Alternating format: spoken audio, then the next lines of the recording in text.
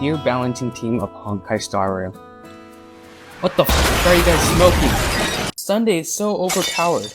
So recently, Honkai Star Rail has released their new and very much anticipated character, Sunday, who is essentially a Bronya or Sparkle, but for the Remembrance characters. I've been having some fun building him and testing out the new team to see how good he is. After looking at his kit, this kit is seriously overloaded. But before we dive into that, there are some good things that Sunday has brought to the table, so let's go over that.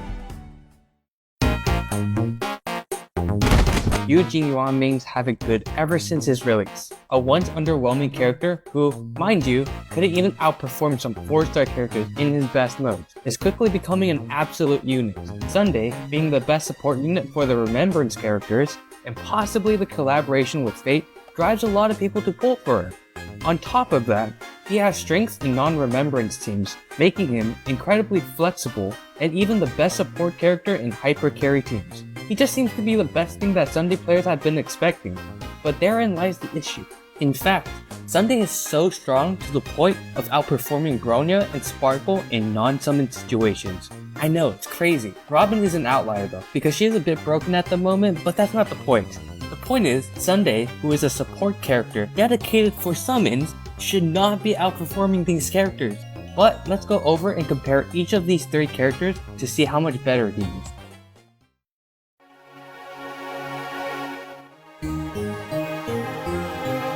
Let's go with Bronya first. Her skill gives an immediate action with a 66% damage boost for 1 turn.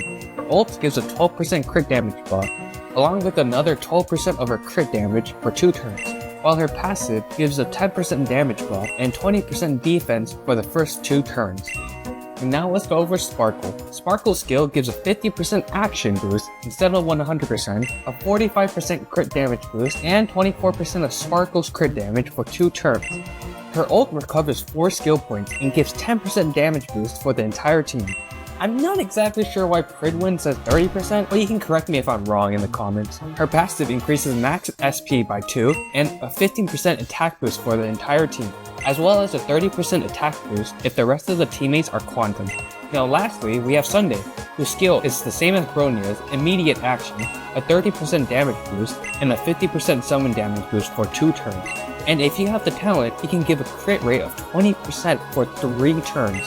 His ult gives a 12% crit damage, plus 30% of his crit damage to 1 character. It is important to note that he becomes SP neutral once this is used. Techniques don't really matter here because Sunday's technique is substantially better than all of them. Now, if you haven't noticed, Sunday's kit is so much better in cases where there isn't a summon, to the point where Bronya literally seems to have been replaced by him. This is what I believe is to be the start of actual power creep in the game. If you guys don't know what power creep is, here's an easy example. Imagine you have a favorite sandwich shop that you go every day. But as you drive towards the shop, you realize that there is a new sandwich shop that is open, so you decided to try it today. Little did you realize, the sandwich is so much better and cheaper to the point where there is no real reason to go back to that old sandwich shop. Now imagine this, but with playable units. You may have seen power creep take effect to older units such as Stila or Blade, but they can be revived just like what happened to Jin Yuan. Now you may be saying, Bronya is a standard character, or that she provides team-wide buffs. To answer your first question, fair point, but even so, the difference in power makes it undebatable who the better character is. As for Sparkle, there was a time when people were contemplating whether she was better or worse, but now it's often seen that she's a side grade due to her unique kit. Now meet your new fighter, Sunday, a unit who surpasses both Sparkle and Bronya in non-niche positions, while also being the best in slot support for Remembrance characters. Sparkle still outshines him in Mono Quantum, but there is a big problem with that team. It's pretty bad. Recently it's been underperforming. Zila can't even kill a fly to proc her talents because of how much juice that have been injected into these new enemies. Meanwhile, QQ is just out DPS'd by everything that's been released. Even Jingnu and Dil, who have been reigned as king and queen, fallen to the point where players are not even suggesting to pull for them due to massive HP pool. And Blade? He's just kinda there. He's just chilling. From the current pattern of how Star Rail has been handling their power creep, honestly, they haven't been handling it well. It feels like the upcoming characters will outclass the current one, like Firefly and Bart. Players have been advised not to pull for the upcoming main DPSs because they say the future ones will be better. I thought this was stupid at first until seeing Sunday, and now I'm starting to see their point. The reason why I think the main DPS power creep is less of a concern and that supports is so much more of a problem is because the devs can always create a unit that can suit these DPS. For example, Blade, Arlan, and Jingliu rely on HP drain to deal damage, so they could probably be in a better situation similar to what happened to Jing Yuan. But when a support power creeps another support, that's where the problem is. It is extremely hard, if not impossible, to bring back the underpowered support back to relevance. So what can they do to avoid this?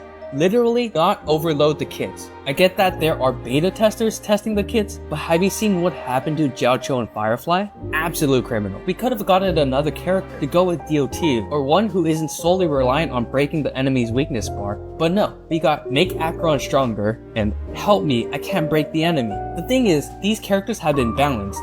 Going forward, I hope that they realize how powerful Sunday is and apply this to Remembrance characters. As for other units, it'll be great if they release an HP drain relic or a support unit, enemies that help older units become usable, or even a counter-attack set to make Fire TV, Blade, and QQ more viable, while setting some balancing so that Team Yu and Robin won't be too much with it. Take note, Hoyo, counter-attack relic set will be fun. Overall, I think Sunday's release might be the start of a downward spiral, with more and more characters being replaced, making people less interested on reruns. I do hope that they are aware of this issue and hope that they can fix it. But hey, if you guys disagree with me, please comment down below, and I'll see you in the next video.